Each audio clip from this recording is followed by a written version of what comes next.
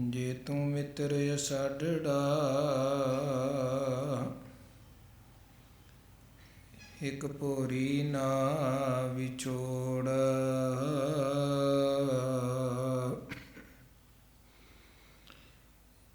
ਜਿਉ ਮਹੀਜਾ ਤਉ ਮੋਹਿਆ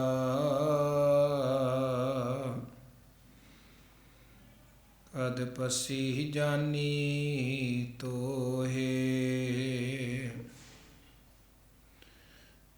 ਜਿਉ ਮਹੀਜਾ ਤਉ ਮੋਹਿਆ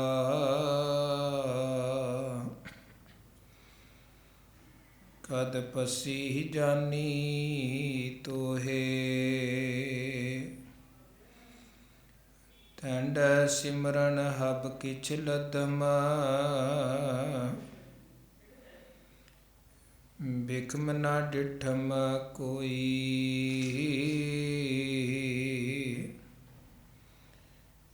ਜਿਸ ਪਤ ਰਖੈ ਸੱਚਾ ਸਾਹਿਬ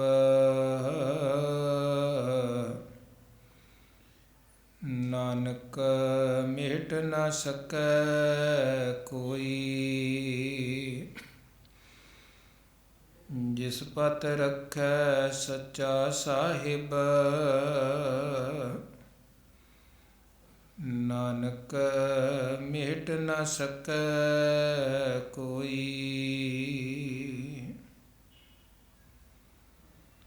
ਜਿਹ ਸਤਿਗੁਰ ਸਿਮਰੰਤ ਨੈਣ ਕੇ ਤਿਮਰ ਮਿਟੈ ਖਿਨ। ਜਿਹ ਸਤਿਗੁਰ ਸਿਮਰੰਤ ਹਿਰਦੈ ਹਰਿ ਨਾਮ ਦਿਨੋ ਦਿਨ। ਜਿਹ ਸਤਿਗੁਰ ਸਿਮਰੰਤ ਜੀ ਕੀ ਤਪਤ ਮਿਟਾਵੈ।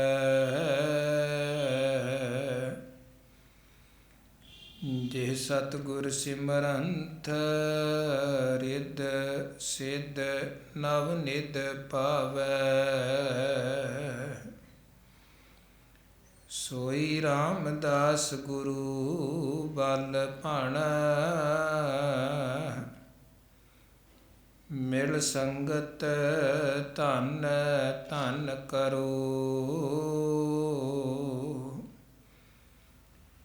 ਜਿਹ ਸਤਿਗੁਰ ਲਗ ਪ੍ਰਭ ਪਾਈਐ ਸੋ ਸਤਿਗੁਰ ਸਿਮਰੋ ਨਰੋ। ਸੋਈ ਰਾਮਦਾਸ ਗੁਰੂ ਬਲ ਭਣ ਮਿਲ ਸੰਗਤ ਧਨ ਧਨ ਕਰੋ। ਜਿਹ ਸਤਿਗੁਰ ਲਗ ਪ੍ਰਭ ਪਾਈਐ ਸੋ ਸਤਿਗੁਰ ਸਿਮਰੋ ਨਰੋ। ਤੇਰੇ ਕਵਨ ਕਵਨ ਗੁਣ ਕਹਿ ਗਾਵਾਂ ਤੂੰ ਸਾਹਿਬ ਗੁਣੀ ਨਿਧਾਨਾ। ਤੁਮਰੀ ਮਹਿਮਾ ਬਰਨ ਨਾ ਸਾਕੂੰ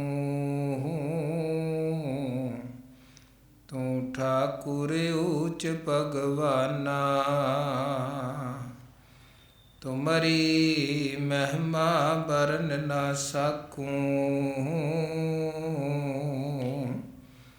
ਤੂੰ ਠਾਕੁਰ ਊਚ ਭਗਵਾਨਾ।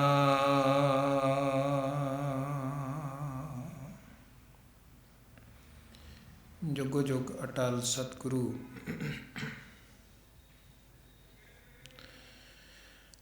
ਗੁਰਗੱਦੀ ਤੇ ਸੁਭਾਇਮਾਨ ਦਸਾਂ ਪਾਤਸ਼ਾਹੀਆਂ ਦੀ ਜੋਤ ਸਤਿਗੁਰੂ ਗੁਰੂ ਗ੍ਰੰਥ ਸਾਹਿਬ ਜੀ ਮਹਾਰਾਜ ਜੀ ਦੀ ਪਾਵਨ ਔਰ ਪਵਿੱਤਰ ਹਜ਼ੂਰੀ ਵਿਖੇ ਸੰਧਿਆ ਵੇਲੇ ਦੇ ਸਜੇ ਹੋਏ ਦੀਵਾਨਾਂ ਦੀ ਹਾਜ਼ਰੀ ਭਰ ਰਹੀ ਸਨਮਾਨ ਔਰ ਸਤਿਕਾਰਯੋਗ ਗੁਰੂ ਰੂਪ ਸਾਧ ਸੰਗਤ। ਗੁਰੂ ਸਾਹਿਬ ਜੀ ਨੇ ਬੇਅੰਤ ਬੇਅੰਤ ਰਹਿਮਤਾਂ ਬਖਸ਼ਿਸ਼ਾਂ ਵਰਤਾਈਆਂ ਨੇ। ਸਾਨੂੰ ਭੁੱਲਿਆਂ ਭਟਕਿਆ ਹੋਇਆਂ ਕਲਯੁਗੀ ਜੀਵਾਂ ਨੂੰ ਆਪਣੀ ਪਾਵਨ ਪਵਿੱਤਰ ਸੁਭਾਗੀ ਅੰਮ੍ਰਿਤਮਈ ਗੋਦ, ਅੰਮ੍ਰਿਤਮਈ ਹਜ਼ੂਰੀ ਦੀ ਦਾਤ ਬਖਸ਼ੀ ਹੈ। ਔਰ ਇਹ ਗੁਰੂ ਚਰਨਾਂ 'ਚ ਅਰਦਾਸ ਕਰੀਏ, ਗੁਰੂ ਸਾਹਿਬ ਜੀ ਦਾ ਸ਼ੁਕਰਾਨਾ ਕਰੀਏ। ਮਾਲਕ ਜੀਓ, ਜਿੱਥੇ ਕਿਰਪਾ ਕਰਕੇ ਸਾਨੂੰ ਤੁਸੀਂ ਆਪਣੇ ਪਾਵਨ ਦਰਬਾਰ 'ਚ ਲਿਆਂਦਾ ਹੈ, ਇੰਨੀ ਰਹਿਮਤ ਇੰਨੀ ਬਖਸ਼ਿਸ਼ ਹੁਣ ਹੋਰ ਵਰਤਾਓ। ਕਰ ਕਿਰਪਾ ਵਸੋ ਮੇਰੇ ਹਿਰਦੈ, ਹੋਏ ਸਹਾਈ ਆਪ। ਇਸ ਹਿਰਦੇ 'ਚ ਤੁਸੀਂ ਆਪ ਵਰਤੋ, ਆਪ ਵਸੋ, ਤਾਂ ਕਿ ਗੁਰਸੰਗਤ ਰੂਪ 'ਚ ਤੁਹਾਡੇ ਚਰਨਾਂ 'ਚ ਸਾਡਾ ਜੁੜਿਆ ਹੋਇਆ ਸਕਾਰਥ ਪਵੇ, ਸਫਲ ਪਵੇ। ਗੁਰੂ ਘਰ ਦੇ ਸਨਮਾਨ ਸਤਿਕਾਰਯੋਗ ਕੀਰਤਨੀਆਂ ਪਾਸੋਂ ਪਾਵਨ ਪਵਿੱਤਰ ਬਾਣੀ ਦੇ ਅੰਮ੍ਰਿਤਮਈ ਸ਼ਬਦ ਕੀਰਤਨ ਰੋਜ਼ਾਨਾ ਦੀ ਤਰ੍ਹਾਂ ਪਿਆਰ ਔਰ ਸਤਿਕਾਰ ਸਹਿਤ ਸ਼ਰਵਣ ਕਰ। ਇਹ ਘੜੀਆਂ ਆਪ ਜੀ ਨੇ ਸਫਲ ਬਣਾਈਆਂ, ਸਕਾਰਥ ਬਣਾਈਆਂ। ਆਓ ਇਸੇ ਤਰ੍ਹਾਂ ਮਿੱਥੇ ਹੋਏ ਸਮੇਂ ਮੁਤਾਬਕ ਗੁਰੂ ਘਰ ਦੀ ਨਿਤਾ ਪ੍ਰਤੀ ਦੀ ਜੋ ਮਰਿਆਦਾ ਹੈ, ਰੂਟੀਨ ਹੈ, ਉਹਦੇ ਮੁਤਾਬਕ ਕਥਾ ਵਿਚਾਰ ਦੇ ਨਾਲ ਜੁੜੀਏ। ਸਭ ਤੋਂ ਪਹਿਲਾਂ ਗੁਰੂ ਬਖਸ਼ੀ ਫਤਿਹ ਪ੍ਰਵਾਨ ਕਰੋ। ਅਦਬ ਪਿਆਰ ਸਤਿਕਾਰ ਸਹਿਤ ਗੱਜ ਵੱਜ ਕੇ ਆਖੋ ਜੀ, ਵਾਹਿਗੁਰੂ ਜੀ ਕਾ ਖਾਲਸਾ, ਵਾਹਿਗੁਰੂ ਜੀ ਕੀ ਫਤਿਹ। ਸ਼੍ਰੋਮਣੀ ਭਗਤ ਕਬੀਰ ਸਾਹਿਬ ਜੀ ਤਿਨਾਂ ਦੀ ਪਾਵਨ ਔਰ ਪਵਿੱਤਰ ਰਸਨਾ ਤੋਂ ਉਚਾਰਨ ਕੀਤੇ ਹੋਏ ਅੰਮ੍ਰਿਤਮਈ ਸ਼ਲੋਕ ਨਿਤਾ ਪ੍ਰਤੀ ਵਿਚਾਰ ਸਹਿਤ ਆਪ ਜੀ ਸ਼ਰਵਣ ਕਰਦੇ ਹੋ। ਔਰ ਕਬੀਰ ਸਾਹਿਬ ਜੀ ਦੇ ਸਿਰਲੇਖ ਹੇਠ ਇਹ 243 ਸ਼ਲੋਕ ਹਨ। ਹਾਲਾਂਕਿ ਵਿੱਚ ਕੁਝ ਸ਼ਲੋਕ ਗੁਰੂ ਅਰਜਨ ਦੇਵ ਜੀ ਮਹਾਰਾਜ ਜੀ ਦੇ ਵੀ ਹਨ, ਗੁਰੂ ਅਮਰਦਾਸ ਸਾਹਿਬ ਜੀ ਦੇ ਵੀ ਹਨ, ਜਿਨ੍ਹਾਂ ਸ਼ਲੋਕਾਂ 'ਚ ਕਬੀਰ ਸਾਹਿਬ ਜੀ ਵੱਲੋਂ ਕਹੀਆਂ ਹੋਈਆਂ ਵਿਚਾਰਾਂ ਦੀ ਹੀ ਅੱਗੇ ਸਤਿਗੁਰੂ ਜੀ ਨੇ ਕੁਝ ਸ਼ਲੋਕਾਂ ਦੇ ਰਾਹੀਂ ਵਿਆਖਿਆ ਕੀਤੀ ਹੈ। ਪਰ ਮੂਲ ਰੂਪ ਦੇ ਵਿੱਚ ਸਿਰਲੇਖ ਦੇ ਆਧਾਰ 'ਤੇ ਇਹ ਸਾਰੇ ਦੇ ਸਾਰੇ ਸ਼ਲੋਕ ਭਗਤ ਕਬੀਰ ਜੀ ਦੇ ਨਾਮ ਦੇ ਨਾਲ ਹੀ ਪ੍ਰਚਲਿਤ ਹਨ। ਔਰ ਜਿਹੜੇ ਕੁਝ ਸ਼ਲੋਕ ਗੁਰੂ ਸਾਹਿਬ ਨੇ ਵੀ ਉਚਾਰਨ ਕੀਤੇ ਹਨ, ਭਾਵੇਂ ਉਹਨਾਂ ਸ਼ਲੋਕਾਂ ਦੇ ਉੱਪਰ ਮਹੱਲਾ ਪੰਜਵਾਂ, ਮਹੱਲਾ ਤੀਜਾ ਇਹ ਸਿਰਲੇਖ ਲਿਖੇ ਆਉਂਦੇ ਹਨ, ਪਰ ਅੱਗੇ ਸ਼ਲੋਕ ਦੇ ਵਿੱਚ ਸਤਿਗੁਰੂ ਜੀ ਨੇ ਕਬੀਰ ਸਾਹਿਬ ਜੀ ਦਾ ਨਾਮ ਹੀ ਵਰਤਿਆ ਹੈ। ਨਹੀਂ ਤੇ ਆਪਾਂ ਬਾਕੀ ਗੁਰੂ ਸਾਹਿਬਾਨਾਂ ਦੀ ਬਾਣੀ ਜਦੋਂ ਪੜ੍ਹਦੇ ਹਾਂ ਤੇ 6 ਗੁਰੂ ਸਾਹਿਬਾਨਾਂ ਦੀ ਬਾਣੀ ਗੁਰੂ ਗ੍ਰੰਥ ਸਾਹਿਬ ਜੀ 'ਚ ਸੁਭਾਏਮਾਨ ਹੈ। ਔਰ ਸਾਰੇ ਗੁਰੂ ਸਾਹਿਬਾਨਾਂ ਨੇ ਨਾਨਕ ਸ਼ਬਦ ਦੀ ਵਰਤੋਂ ਕੀਤੀ ਹੈ। ਭਾਵੇਂ ਬਾਣੀ ਦੂਜੇ ਪਾਤਸ਼ਾਹ ਦੀ ਹੈ, ਚੌਥੇ ਪਾਤਸ਼ਾਹ ਦੀ ਹੈ, ਪੰਜਵੇਂ ਨੌਵੇਂ ਪਾਤਸ਼ਾਹ ਦੀ ਹੈ ਜਾਂ ਪਹਿਲੇ ਪਾਤਸ਼ਾਹ ਦੀ ਹੈ। ਉੱਪਰ ਸਿਰਲੇਖ 'ਤੇ ਜ਼ਰੂਰ ਆਇਆ ਮਹੱਲਾ ਪਹਿਲਾ, ਮਹੱਲਾ ਦੂਜਾ, ਮਹੱਲਾ ਤੀਜਾ, ਚੌਥਾ ਜਾਂ ਪੰਜਵਾਂ ਜਾਂ ਨੌਵਾਂ, ਪਰ ਹੇਠਾਂ ਸ਼ਬਦਾਂ 'ਚ ਬਾਣੀ 'ਚ ਨਾਮ ਵੱਖਰੇ ਵੱਖਰੇ ਨਹੀਂ ਆਏ ਹਨ। ਸ਼ਬਦਾਂ 'ਚ ਹਰ ਜਗ੍ਹਾ 'ਤੇ ਨਾਨਕ ਨਾਮ ਦੀ ਮੋਹਰ ਵਰਤੀ ਗਈ ਹੈ, ਨਾਨਕ ਸ਼ਬਦ ਵਰਤਿਆ ਗਿਆ ਹੈ। ਇਸੇ ਤਰ੍ਹਾਂ ਭਗਤਾਂ ਦੇ ਜਿਹੜੇ ਸ਼ਬਦ ਨੇ, ਕਬੀਰ ਸਾਹਿਬ ਜੀ ਦੇ ਸ਼ਬਦਾਂ 'ਚ ਕਬੀਰ ਜੀ ਦਾ ਨਾਮ, ਨਾਮਦੇਵ ਸਾਹਿਬ ਦੇ ਸ਼ਬਦ ਨਾਮਦੇਵ ਆਉਂਦਾ ਹੈ, ਰਵਿਦਾਸ ਜੀ ਦੇ ਸ਼ਬਦਾਂ 'ਚ ਰਵਿਦਾਸ। ਪਰ ਇਹ ਜਿਹੜੇ ਕੁਝ ਸ਼ਲੋਕ ਹਨ ਜਾਂ ਬਾਣੀ ਦੇ ਵਿੱਚ ਵੀ ਬਲਕਿ ਕੁਝ ਸ਼ਬਦ ਈਵਨ ਇੱਦਾਂ ਦੇ ਆਉਂਦੇ ਨੇ ਭਗਤ ਬਾਣੀ 'ਚ, ਜਿੱਥੇ ਭਗਤਾਂ ਦੀ ਕਹੀ ਹੋਈ ਗੱਲ ਨੂੰ ਅੱਗੇ ਸਤਿਗੁਰੂ ਨੇ ਕੁਝ ਖੋਲ੍ਹ ਕੇ ਹੋਰ ਬਿਆਨ ਕੀਤਾ ਹੈ, ਜਾਂ ਭਗਤਾਂ ਬਾਰੇ ਪਏ ਹੋਏ ਭੁਲੇਖਿਆਂ ਨੂੰ ਉਹਨਾਂ ਨੇ ਸ਼ਬਦਾਂ ਦੇ ਰਾਹੀਂ ਦੂਰ ਕੀਤਾ ਹੈ।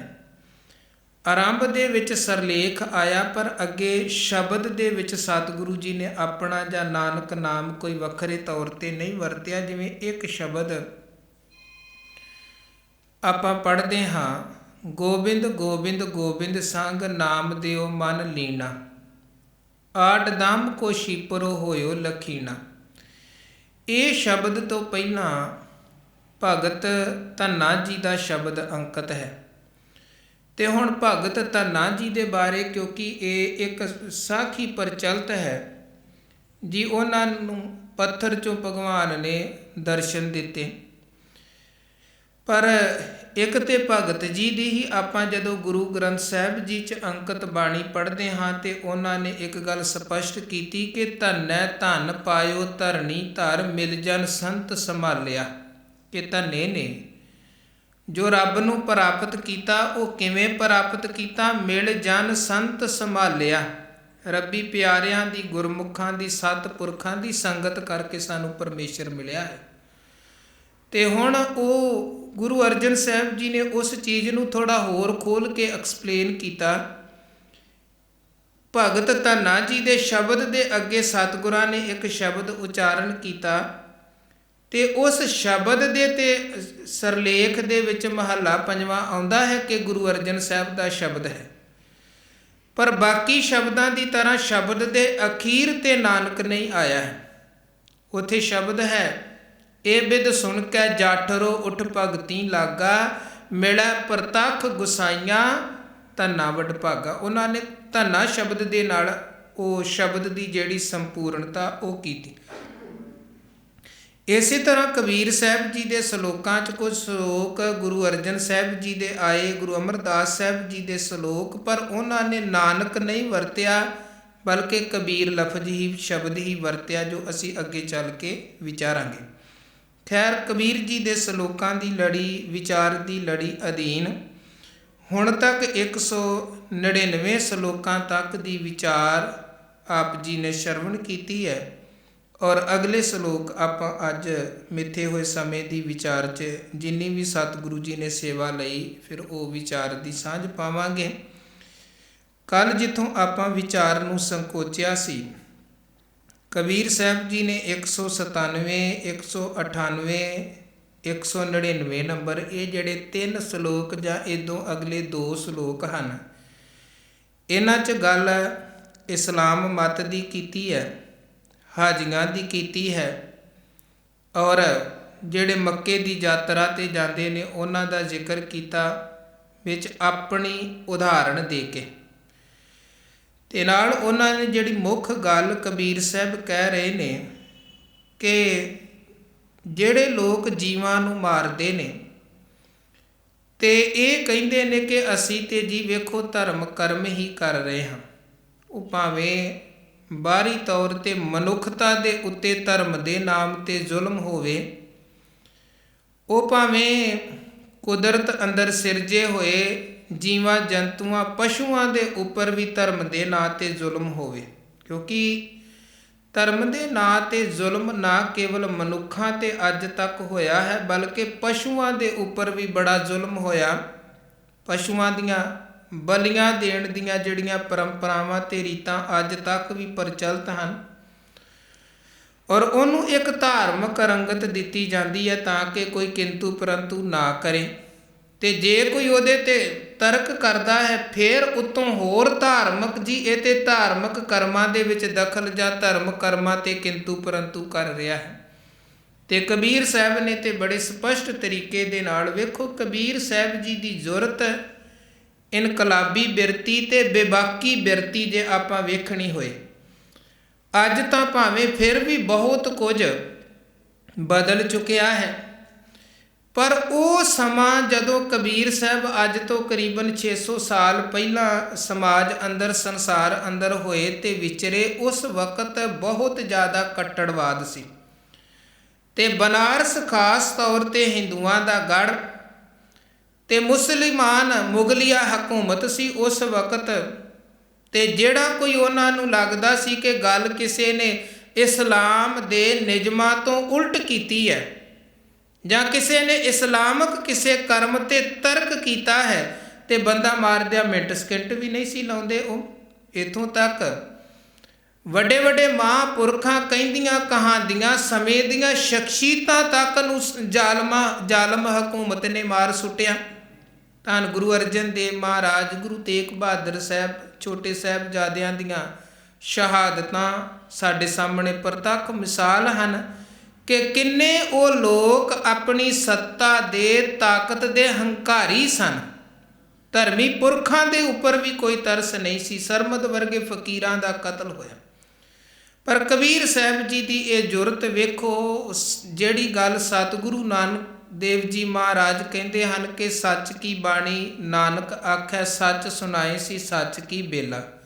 ਅਸੀਂ ਸੱਚ ਬੋਲਾਂਗੇ, ਬੇਸ਼ੱਕ ਸਾਨੂੰ ਜਿਹੜੀ ਮਰਜ਼ੀ ਕੁਰਬਾਨੀ ਕਰਨੀ ਪਵੇ, ਪਰ ਅਸੀਂ ਸੱਚ ਤੋਂ ਕਦਮ ਪਿਛਾਂਹ ਨਹੀਂ ਕਰਨਾ ਹੈ। ਬੇਸ਼ੱਕ ਜੋ ਮਰਜ਼ੀ ਆਪਣੇ ਤਨ ਤੇ ਪਿੰਡੇ ਤੇ ਜੋ ਮਰਜ਼ੀ ਹੰਡਾਉਣਾ ਪਵੇ। ਤੇ ਕਬੀਰ ਸਾਹਿਬ ਵੀ ਸੱਚ ਤੇ ਅਟਲ ਰਹੇ। ਜਿੱਥੇ ਜੋ ਸੱਚ ਹੈ ਉਹਨੂੰ ਕਬੀਰ ਸਾਹਿਬ ਨੇ ਐਨ ਗੱਜ ਵੱਜ ਕੇ ਠੋਕ ਵਜਾ ਕੇ ਕਿਹਾ, ਕਿਸੇ ਭੈ 'ਚ ਕਿਸੇ ਡਰ 'ਚ ਨਹੀਂ ਆਏ। ਜੇ ਕੋਈ ਹਿੰਦੂ ਧਰਮ ਦੀਆਂ ਰੀਤਾਂ ਸੱਚਾਈ ਤੋਂ ਉਲਟ, ਧਰਮ ਤੋਂ ਉਲਟ, ਤੇ ਕਬੀਰ ਸਾਹਿਬ ਉਹਦੇ ਬਾਰੇ ਵੀ ਗੱਲ ਕਰਦੇ ਨੇ। ਤੇ ਜੇ ਇਹ ਇਸਲਾਮ ਧਰਮ ਦੇ ਕੁਝ ਲੋਕ ਧਰਮ ਦੇ ਨਾਂ 'ਤੇ ਜ਼ੁਲਮ ਕਰਦੇ ਨੇ, ਕਬੀਰ ਸਾਹਿਬ ਉਹਦੀ ਵੀ ਗੱਲ ਕਰਦੇ ਹਨ। ਬਹੁਤ ਕੁਝ ਭਗਤਾਂ ਨੂੰ ਵੀ ਆਪਣੇ ਪਿੰਡੇ 'ਤੇ ਹੰਡਾਉਣਾ ਪਿਆ ਕੇਵਲ ਸੱਚ ਬੋਲਣ ਕਰਕੇ, ਕਿਉਂਕਿ ਮਹਾਰਾਜ ਬਾਣੀ 'ਚ ਵੀ ਇੱਕ ਬੜਾ ਪਿਆਰਾ ਬਚਨ ਕਰਦੇ ਨੇ। ਅੱਜ ਦੇ ਸਮੇਂ ਦੇ ਸੰਦਰਭ ਦੇ ਵਿੱਚ ਵੀ ਆਪਾਂ ਇਹਨਾਂ ਚੀਜ਼ਾਂ ਨੂੰ ਬਿਲਕੁਲ ਖੁੱਲ੍ਹੇ ਨਜ਼ਰੀਏ ਦੇ ਨਾਲ ਵੇਖ ਸਕਦੇ ਹਾਂ। ਹਜ਼ੂਰ ਕਹਿੰਦੇ, ਜੇ ਕੋ ਬੋਲੇ ਸੱਚ ਕੂੜਾ ਜਲ ਜਾਵੇ। ਜੇ ਕੋਈ ਸੱਚ ਬੋਲਦਾ ਹੈ, ਝੂਠਾ ਬੰਦਾ ਸੜ ਬਲ ਜਾਂਦਾ ਹੈ। ਹੁਣ ਝੂਠਾ ਸੱਚ ਨੂੰ ਬਰਦਾਸ਼ਤ ਨਹੀਂ ਕਰ ਪਾਇਆ ਤੇ ਝੂਠਾ ਬੰਦਾ ਚਾਹੁੰਦਾ ਹੈ ਮੈਂ ਸੱਚ ਨੂੰ ਖਤਮ ਕਰਾਂ, ਪਰ ਸੱਚ ਕਿਉਂਕਿ ਖਤਮ ਨਹੀਂ ਹੋ ਸਕਦਾ। ਗੁਰੂ ਕਹਿੰਦੇ, ਕੂੜ ਨਿਖੁੱਟੈ ਨਾਨਕਾ ਓੜਕ ਸੱਚ ਰਹੀ। ਸੱਚ ਖਤਮ ਨਹੀਂ ਹੋ ਸਕਦਾ। ਫਿਰ ਉਹ ਝੂਠਾ ਬੰਦਾ ਅਗਲਾ ਕਰਮ ਕੀ ਕਰਦਾ ਹੈ ਕਿ ਜੇ ਮੈਂ ਸੱਚ ਨੂੰ ਖਤਮ ਨਹੀਂ ਕਰ ਸਕਦਾ, ਮੈਂ ਸੱਚ ਬੋਲਣ ਵਾਲੇ ਨੂੰ ਖਤਮ ਕਰ ਦਿੰਦਾ ਹਾਂ, ਤਾਂ ਕਿ ਜਿਹੜੀ ਜ਼ੁਬਾਨ 'ਚੋਂ ਸੱਚ ਨਿਕਲਦਾ ਪਿਆ ਹੈ ਉਹ ਜ਼ੁਬਾਨ ਹੀ ਬੰਦ ਹੋ ਜਾਏ, ਸੱਚ ਆਪਣੇ ਆਪ ਬੰਦ ਹੋ ਜਾਏਗਾ। ਇਸੇ ਕਰਕੇ ਸੱਚ ਬੋਲਣ ਵਾਲਿਆਂ 'ਤੇ ਜ਼ੁਲਮ ਹੋਇਆ, ਉਹਨਾਂ ਨੂੰ ਤਸੀਹੇ ਦਿੱਤੇ ਗਏ। ਭਗਤ ਕਬੀਰ ਸਾਹਿਬ ਨੂੰ ਵੀ ਤਸੀਹੇ ਝੱਲਣੇ ਪਏ। ਨਾਮਦੇਵ ਸਾਹਿਬ ਨੂੰ, ਗੁਰੂ ਸਾਹਿਬਾਨਾਂ ਦੇ ਜੀਵਨ 'ਚ ਆਪਾਂ ਕਿੰਨਾ ਕੁਝ ਵੇਖਦੇ ਹਾਂ, ਉਹ ਕਿਸ ਕਾਰਨ ਕਰਕੇ। ਹੁਣ ਵੇਖੋ, ਗੁਰੂ ਤੇਗ ਬਹਾਦਰ ਮਹਾਰਾਜ ਜੀ ਦੀ ਸ਼ਹਾਦਤ ਦਾ ਤੇ ਚਲੋ ਪ੍ਰਤੱਖ ਕਾਰਨ ਅਸੀਂ ਮੰਨ ਲੈਂਦੇ ਹਾਂ ਜੀ, ਉਹਨਾਂ ਨੇ ਕਸ਼ਮੀਰੀ ਪੰਡਤਾਂ ਦੀ ਬਾਂਹ ਫੜੀ, ਉਹਨਾਂ ਦਾ ਧਰਮ ਬਚਾਉਣ ਦੇ ਲਈ ਆਪਣਾ ਆਪਾ ਕੁਰਬਾਨ ਕਰ ਦਿੱਤਾ। ਗੁਰੂ ਅਰਜਨ ਦੇਵ ਜੀ ਮਹਾਰਾਜ ਜੀ ਦੀ ਸ਼ਹਾਦਤ ਦਾ ਕਾਰਨ ਕੀ ਹੈ? ਕੇਵਲ ਨਿਰੋਲ ਸੱਚ ਬੋਲਣਾ, ਸੱਚ ਦੀ ਗੱਲ ਕਰਨੀ, ਸੱਚ ਤੇ ਦ੍ਰਿੜ ਰਹਿਣਾ। ਇਹ ਚੀਜ਼ ਸਮੇਂ ਦੀ ਜ਼ਾਲਮ ਹਕੂਮਤ ਨੂੰ ਤੇ ਝੂਠੇ ਲੋਕਾਂ ਨੂੰ ਬਰਦਾਸ਼ਤ ਨਹੀਂ ਸੀ ਹੁੰਦੀ ਪਈ, ਕਬੂਲ ਨਹੀਂ ਸੀ ਹੁੰਦੀ ਪਈ। ਉਹਨਾਂ ਦੇ ਕੋਲੋਂ ਸੱਚ ਨੂੰ ਜਰਨਾ ਬੜਾ ਔਖਾ ਸੀ। ਹਾਲਾਂਕਿ ਪਹਿਲੇ ਜਾਮੇ ਤੋਂ ਹੀ ਜਦੋਂ ਤੋਂ ਇਹਨਾਂ ਲੋਕਾਂ ਨੇ ਵੇਖਿਆ ਕਿ ਗੁਰੂ ਨਾਨਕ ਦੇ ਘਰ ਦੀ ਆਵਾਜ਼, ਸੱਚ ਦੀ ਆਵਾਜ਼ ਤੇ ਬੜੀ ਮਜ਼ਬੂਤ ਆਵਾਜ਼ ਹੈ, ਕਿਉਂਕਿ ਸੱਚਾਈ ਹੈ ਤੇ ਸੱਚਾਈ ਦੇ ਵਿੱਚ ਬੜਾ ਭਰੋਸਾ ਤੇ ਵਿਸ਼ਵਾਸ ਹੈ। ਉਹਨਾਂ ਨੇ ਸੋਚਿਆ ਇਹ ਸੱਚ ਦੀ ਆਵਾਜ਼ ਬੰਦ ਕਰ ਦਈਏ, ਸੱਚ ਬੋਲਣ ਵਾਲੇ ਨੂੰ ਖਤਮ ਕਰ ਦਈਏ। ਬੜੀਆਂ ਇੱਧਰੋਂ ਉੱਧਰੋਂ ਉਗਤੀਆਂ ਜੁਗਤੀਆਂ ਚਾਲਾਂ ਜ਼ਾਲਮ ਲੋਕਾਂ ਨੇ ਚੱਲੀਆਂ, ਪਰ ਉਹ ਚਾਲਾਂ ਉਹਨਾਂ ਦੀਆਂ ਸਫਲ ਨਹੀਂ ਸੀ ਹੁੰਦੀਆਂ ਪਈਆਂ। ਗੁਰੂ ਨਾਨਕ ਸਾਹਿਬ ਵੇਲੇ ਵੀ ਬਹੁਤ ਕੁਝ ਹੋਇਆ। ਗੁਰੂ ਅਮਰਦਾਸ ਸਾਹਿਬ ਦੇ ਸਮੇਂ ਤੇ ਈਵਨ ਬਹੁਤ ਸਾਰੇ ਲੋਕ ਇਕੱਠੇ ਹੋ ਕੇ ਅਕਬਰ ਬਾਦਸ਼ਾਹ ਦੇ ਦਰਬਾਰ 'ਚ ਲਾਹੌਰ ਪਹੁੰਚ ਗਏ ਸਨ। ਗੁਰੂ ਘਰ ਵਿਰੁੱਧ ਬੜੀ ਭੜਾਸ ਉਹਨਾਂ ਲੋਕਾਂ ਨੇ ਕੱਢੀ, ਪਰ ਅਕਬਰ ਦਾ ਸੁਭਾਅ ਕੁਝ ਨਰਮ ਸੁਭਾਅ ਸੀ। ਉਹ ਕੇਵਲ ਇੱਕ ਪਾਸੇ ਦੀ ਸੁਣ ਕੇ ਤੇ ਫੈਸਲਾ ਨਹੀਂ ਸੀ ਸੁਣਾ ਦਿੰਦਾ, ਉਹ ਦੋਵਾਂ ਪੱਖਾਂ ਦੀ ਸੁਣਦਾ ਸੀ, ਉਦੋਂ ਬਾਅਦ ਕੋਈ ਫੈਸਲਾ, ਕੋਈ ਨਿਰਣਾ ਕਰਦਾ ਸੀ। ਹੁਣ ਚੁਗਲੀਆਂ ਕਰਨ ਵਾਲਿਆਂ ਨੇ, ਸ਼ਿਕਾਇਤਾਂ ਕਰਨ ਵਾਲਿਆਂ ਨੇ ਬੜੀਆਂ ਸ਼ਿਕਾਇਤਾਂ ਦਾ ਪਲੰਦਾ ਖੋਲ੍ਹ ਦਿੱਤਾ ਅਕਬਰ ਦੇ ਸਾਹਮਣੇ ਗੁਰੂ ਘਰ ਬਾਰੇ। ਉਹ ਕਹਿਣ ਲੱਗਾ, ਤੁਸੀਂ ਜੋ ਕਹਿਣਾ ਸੀ ਕਹਿ ਦਿੱਤਾ, ਪਰ ਮੈਂ ਇੱਕ ਵਾਰ ਗੁਰੂ ਘਰ ਦਾ ਪੱਖ ਜਾਣਾਂਗਾ, ਉਦੋਂ ਬਾਅਦ ਫਿਰ ਮੈਂ ਡਿਸੀਜਨ ਲਵਾਂਗਾ ਕਿ ਕੀ ਠੀਕ ਹੈ ਕੀ ਗਲਤ ਹੈ, ਕੌਣ ਸਜ਼ਾ ਦਾ ਹੱਕਦਾਰ ਹੈ ਕੌਣ ਨਹੀਂ ਹੈ। ਉਹ ਫਿਰ ਗੋਇੰਦਵਾਲ ਸਾਹਿਬ ਗੁਰੂ ਅਮਰਦਾਸ ਮਹਾਰਾਜ ਜੀ ਦੇ ਕੋਲ ਸੁਨੇਹਾ ਭੇਜਿਆ ਗਿਆ ਜੀ, ਇੱਦਾਂ ਕੁਝ ਲੋਕ ਆਏ ਨੇ ਗੁਰੂ ਘਰ ਵਿਰੁੱਧ, ਕਈ ਕੁਝ ਕਹਿ ਰਹੇ ਨੇ, ਤੁਸੀਂ ਆਪ ਆ ਸਕਦੇ ਹੋ ਠੀਕ ਹੈ, ਨਹੀਂ ਤੇ ਆਪਣੇ ਦਰਬਾਰ 'ਚੋਂ ਕਿਸੇ ਨੂੰ ਭੇਜ ਦਵੋ ਜਿਹੜਾ ਆ ਕੇ ਤੇ ਗੁਰੂ ਘਰ ਦੀ ਜਿਹੜੀ ਵਿਚਾਰ ਹੈ ਉਹ ਦੱਸ ਸਕੇ, ਤੇ ਜੋ ਇਹ ਲੋਕ ਤਰਕ ਸਵਾਲ ਕਰ ਰਹੇ ਨੇ ਇਹਦਾ ਸਪਸ਼ਟੀਕਰਨ ਦੇ ਸਕੇ।